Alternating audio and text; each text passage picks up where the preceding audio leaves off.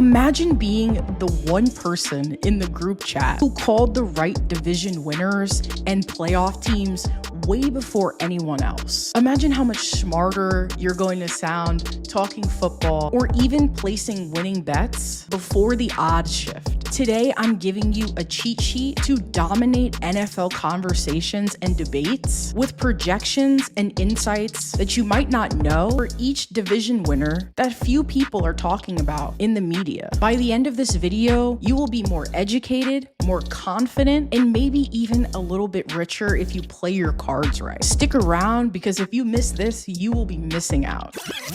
Kicking things off in the NFC North, my pick will probably surprise a few people, but I am expecting the Green Bay Packers to reclaim a throne that they had for many years with Aaron Rodgers at the helm. And here's why. In a league that values nothing more than quarterbacks, I am taking Jordan Love over Jared Goff every day of the week, and it ain't close. Regardless of how good of a year Jared Goff had last year, there's not a lot of guys in the NFL that can sling it the way that Jordan did after the second half of last season. Jordan stepped out of the shadows in the final 8 games and threw an impressive 20 touchdown passes, which led the league during that time, and showing not just talent, but leadership, adaptability, and composure way beyond his years. Don't lie to yourself and say Jordan Love isn't in the conversation to be one of the top 5 quarterbacks in this league. Sure, it's a small sample size, but there are a few people who pass the eye test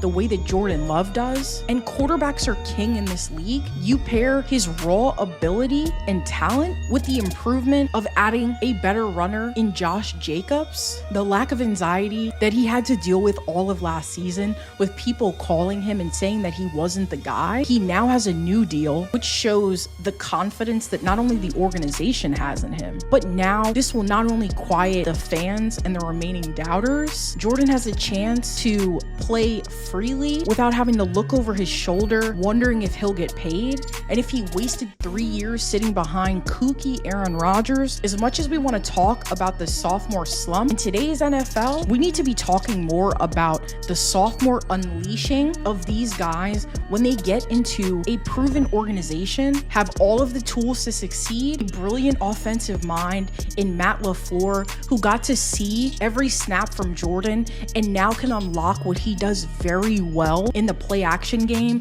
and QB runs. This is only the beginning of what the Green Bay Packers are going to look like, and I almost have no reservations confidently putting them ahead of the division over the Lions. Now let's talk about why everyone's holding back on picking the Packers in this division is largely because of their defense last season and was at times pretty painful to watch. The new man shaping this defense is Jeff Hafley, and was 7 years of NFL coaching experience and at one point being considered the top defensive mind in college football. Hafley is a big proponent for press man coverage, which is a significant change from what the Packers have done in the past, which I've been critical of because the personnel that they have can thrive much better in that type of scheme than what they've been playing before. The dudes who will thrive due to their play style are guys like Jair Alexander, who, when healthy, is perhaps one of the best corners in the entire league. Eric Stokes is a very physical corner and has the speed and agility to recover if beaten. Hafley is also known for developing defensive talent, particularly after what he did with Jerron Harmon and Logan Ryan at Rutgers. With his detailed approach to technique and fundamentals, expect to see major improvements in areas where the Packers have struggled, like tackling. Green Bay's new DC is known for his flexibility,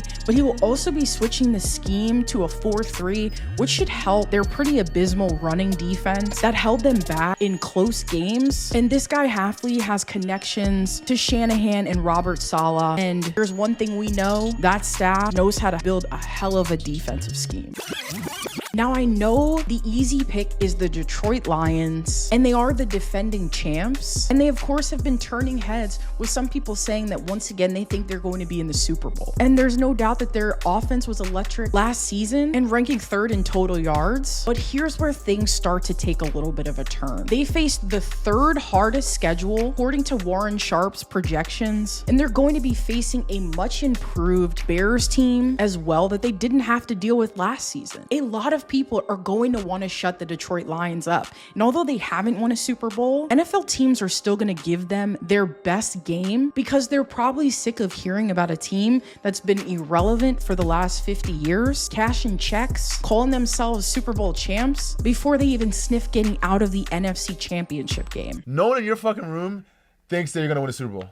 Like, that's cap. Honestly. No, we do. No, you don't. Yeah. Us, like, we know we can do it. Plus, there's a psychological factor to all of this and a potential hangover after that heartbreaking loss in the NFC Championship. And teams in that position often struggle to bounce back with the same momentum from last year. And my biggest concern of all is, although they have the best offensive line in the league, that's not really debatable, injuries have been a major concern for that unit. Frank Ragnow, their Pro Bowl center, struggled with multiple injuries last season, including a nagging toe and knee injury. Recently, offensive lineman Connor Galvin suffered a significant injury in the preseason, putting more strain on their depth. Kevin Zeitler dealing with a nagging shoulder injury after they brought him in for this year. And we know that offensive line injuries deep into the playoffs can completely derail championship odds. And I just wonder if all of the hype is going to get to them. And I think folks need to be legitimately concerned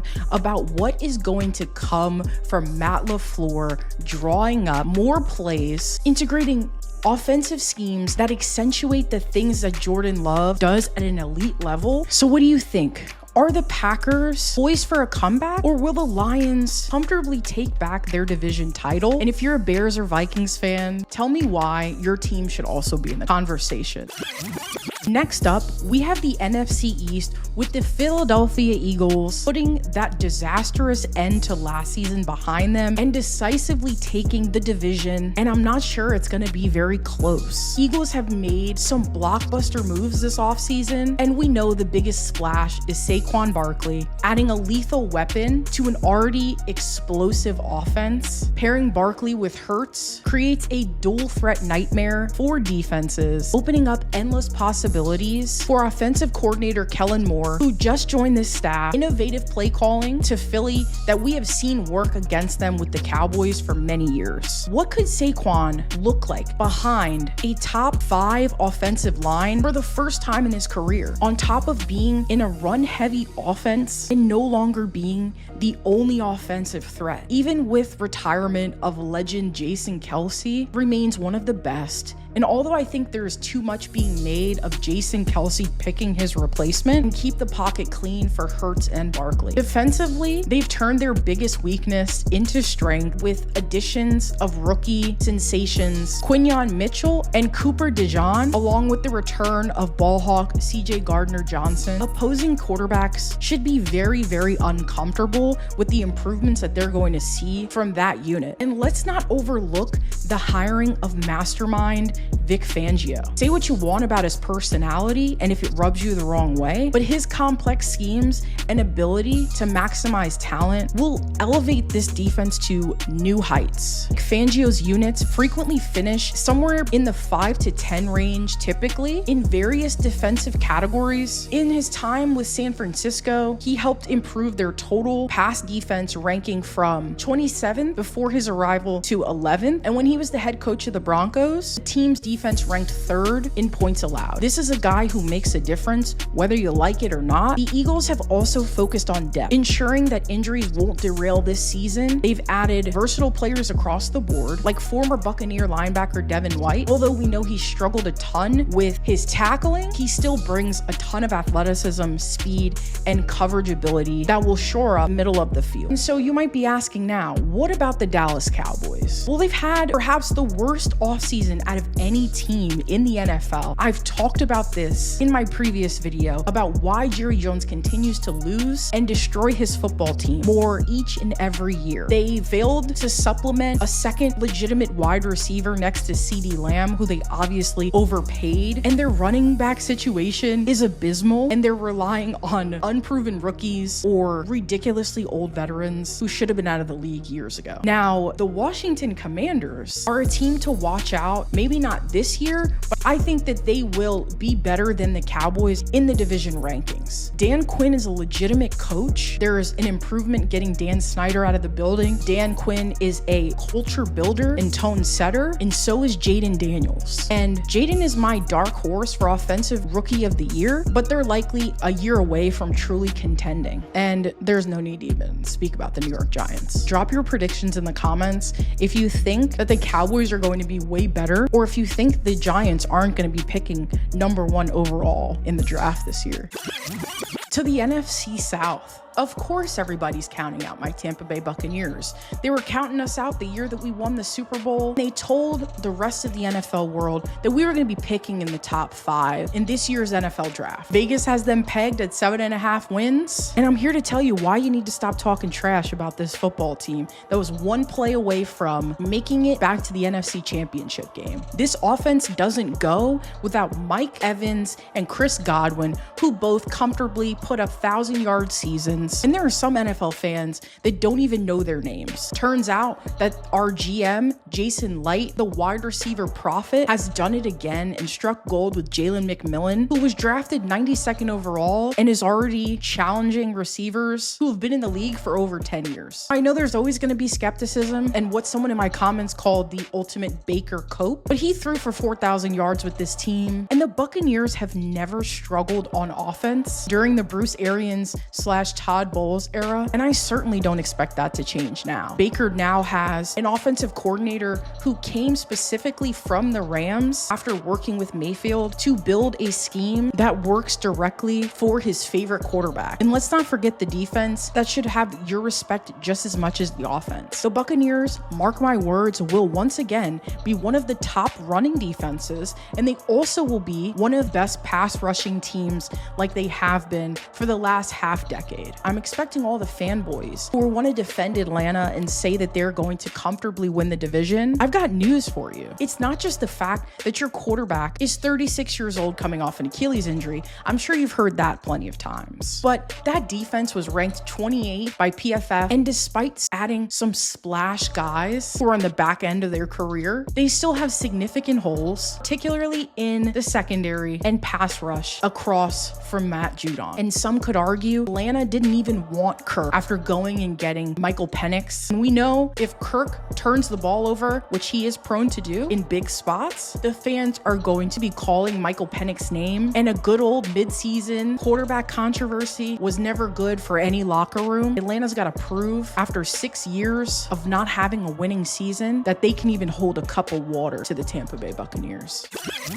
And last but not least, surprise, I have the San Francisco 49ers winning, but it's going to be a lot closer than you think. There's a reason that the 49ers continue to dominate in the regular season, and I expect them to do so once again. But the Rams are always knocking on that door, especially when they play head-to-head. Some argue that Sean McVay has gotten the best of Kyle Shanahan for the majority of their careers. It's a legitimate concern to think that their defensive line might take a step back after losing Chase Young, and that there is a potential hiccup of not having Trent Williams signed and the fallout from Brandon Ayuk's really bad hold-in. Optically, it was a mess, and it was a major distraction and could have tanked the culture. But if there's any front office that I trust to get everything buttoned up, it's the 49ers. And this team has also addressed the injuries which have plagued them in the past and could bolster offensive line depth, and they did this up and down the roster. Now, what the 49ers 49ers need to be worried about is a healthy Matt Stafford and the offensive mind of Sean McVay that seems to always be improving. They've improved their secondary, but the loss of Aaron Donald on the field and in the locker room may be too much to overcome, and why one of the reasons I don't think the Rams can pull it off this year. Now, we've got two wild cards in the Seattle Seahawks and Arizona Cardinals. Arizona as an organization has just never been buttoned up enough for me to really project them to do much of anything. And while I like the hire of Mike McDonald, the Seahawks had a 2-4 divisional record last season, and a lack of significant upgrades makes it hard to see them overtaking an operation as powerful as the 49ers. And coaching turnover of this magnitude after Pete Carroll was in the building for over a decade is nothing to scoff at. We simply don't know what we're getting, especially on the offensive side of the ball with Seattle. And so there you have it, folks. My bold predictions for the 2024 NFC Division Winners. But remember, this is the NFL where anything can happen on any given Sunday. And that's why I need to hear you and your thoughts in the comments. Tell me who your picks for the division winners are. Do I have a fair point? Am I completely missing the mark? And if you found this video insightful, please make sure to like, subscribe to help support the channel. The folks of the Mish Monster sports community can get our voices out to the rest of the NFL world who are sleeping on our ideas. As always, thanks for stopping by. I will see you next time.